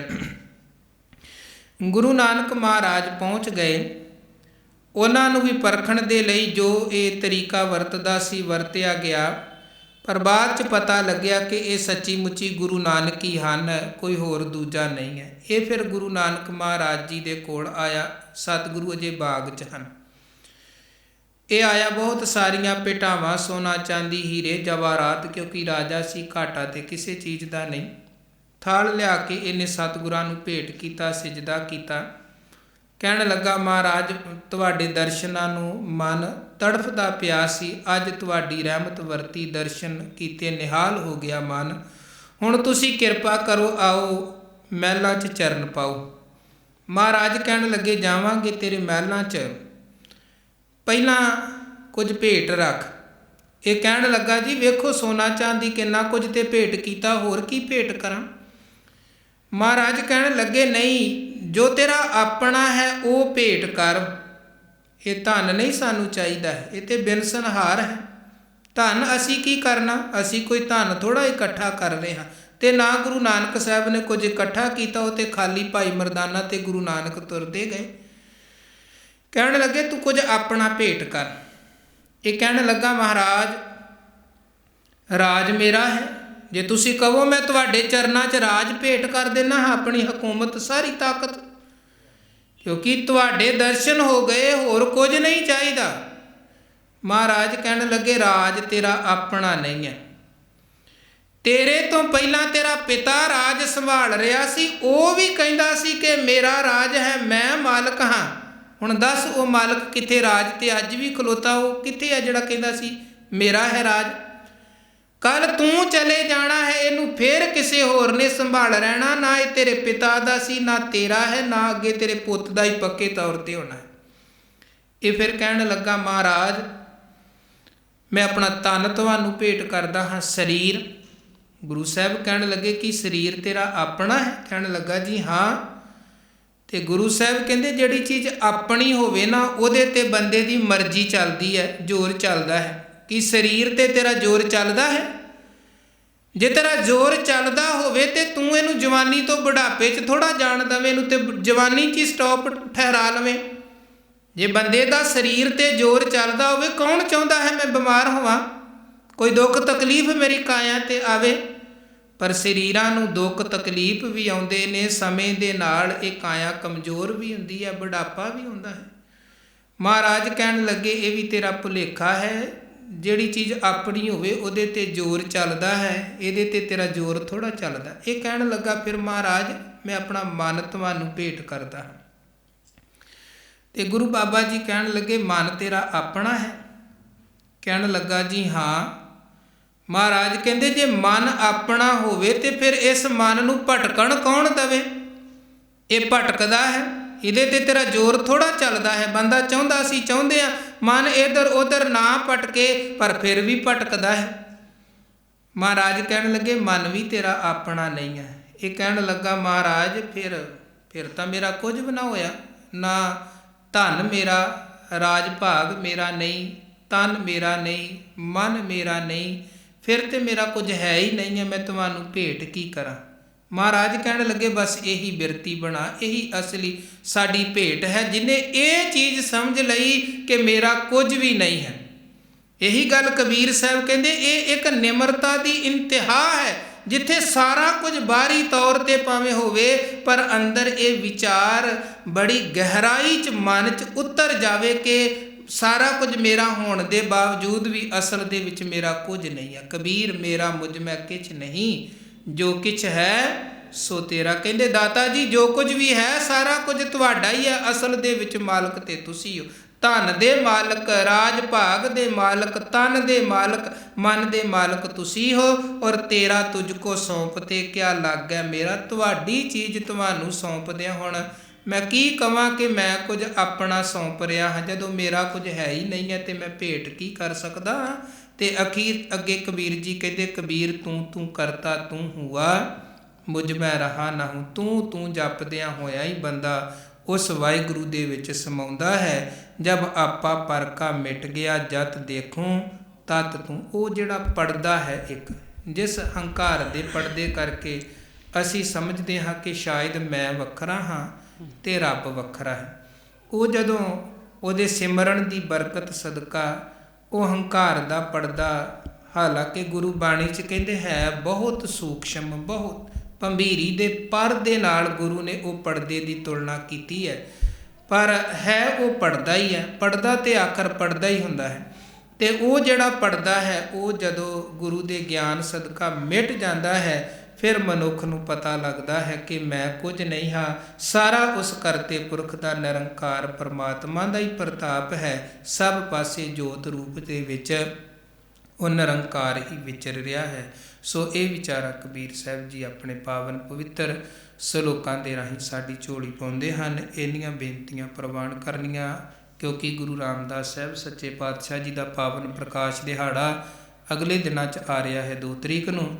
ਔਰ 1 ਤਰੀਕ ਦੇ ਸਵੇਰ ਦੇ ਨਾਮ ਸਿਮਰਨ ਦੇ ਦੀਵਾਨ ਹਨ ਭਾਈ ਮਨਪ੍ਰੀਤ ਸਿੰਘ ਜੀ ਕਾਨਪੁਰ ਵਾਲੇ, ਉਹਨਾਂ ਨੇ ਹਾਜ਼ਰੀ ਭਰਨੀ ਅੰਮ੍ਰਿਤ ਵੇਲੇ 4 ਵਜੇ ਤੋਂ ਲੈ ਕੇ 6 ਵਜੇ ਤੱਕ। ਔਰ ਅਗਲੇ ਦਿਨ 2 ਤਰੀਕ ਨੂੰ ਗੁਰਪੁਰਬ ਵਾਲੇ ਦਿਨ ਸੋਮਵਾਰ ਹੈ, ਸ਼ਾਮ ਦੇ ਵਿਸ਼ੇਸ਼ ਦੀਵਾਨ ਸੱਜਣਗੇ, ਜਿਨ੍ਹਾਂ 'ਚ ਸਤਿਕਾਰਯੋਗ ਵੀਰ ਜੀ ਰਵਿੰਦਰਜੀਤ ਸਿੰਘ ਜੀ 7:15 ਤੋਂ 8:15 ਤੱਕ ਹਾਜ਼ਰੀ ਭਰਨਗੇ। 8:15 ਵਜੇ ਤੋਂ ਲੈ ਕੇ 9:15 ਵਜੇ ਤੱਕ ਭਾਈ ਸਤਨਾਮ ਸਿੰਘ ਜੀ ਕੁਹਾੜਕਾ ਹਜ਼ੂਰੀ ਰਾਗੀ ਦਰਬਾਰ ਸਾਹਿਬ, ਉਹਨਾਂ ਨੇ ਹਾਜ਼ਰੀ ਭਰਨੀ ਹੈ। ਔਰ ਗੁਰੂ ਰਾਮਦਾਸ ਸਾਹਿਬ ਜੀ ਦੇ ਪ੍ਰਕਾਸ਼ ਪੁਰਬ ਦੀਆਂ ਖੁਸ਼ੀਆਂ ਨੂੰ ਮੁੱਖ ਰੱਖਦਿਆਂ ਅਗਲੇ ਜਿਹੜੇ 2-3 ਦਿਨ ਹਨ, ਆਪਾਂ ਗੁਰੂ ਰਾਮਦਾਸ ਸਾਹਿਬ ਦੀਆਂ ਵਡਿਆਈਆਂ ਦੀ ਵਿਚਾਰ ਦੀ ਸਾਂਝ ਪਾਵਾਂਗੇ। ਸੋ ਆਪ ਜੀ ਨੇ ਵੀ ਜੁੜਨਾ, ਹੋਰ ਵੀ ਸੰਗਤਾਂ ਨੂੰ ਜੋੜਨਾ। ਕਬੀਰ ਸਾਹਿਬ ਜੀ ਦੇ ਸਲੋਕਾਂ ਦੀ ਵਿਚਾਰ ਦੀ ਲੜੀ ਹੁਣ ਗੁਰਪੁਰਬ ਤੋਂ ਬਾਅਦ ਅੱਗੇ ਆਪਾਂ ਜੋੜਾਂਗੇ। 2-3 ਦਿਨ ਗੁਰੂ ਰਾਮਦਾਸ ਸਾਹਿਬ ਦੀਆਂ ਵਡਿਆਈਆਂ ਦੀ ਵਿਚਾਰ ਕਰਦਿਆਂ ਸਤਿਗੁਰਾਂ ਦੀਆਂ ਖੁਸ਼ੀਆਂ ਲਵਾਂਗੇ। ਭੁੱਲਾਂ ਚੁੱਕਾਂ ਦੀ ਖਿਮਾ ਕਰਨੀ। ਫਤਿਹ ਪ੍ਰਵਾਨੋ ਜੀ। ਵਾਹਿਗੁਰੂ ਜੀ ਕਾ ਖਾਲਸਾ, ਵਾਹਿਗੁਰੂ ਜੀ ਕੀ ਫਤਿਹ।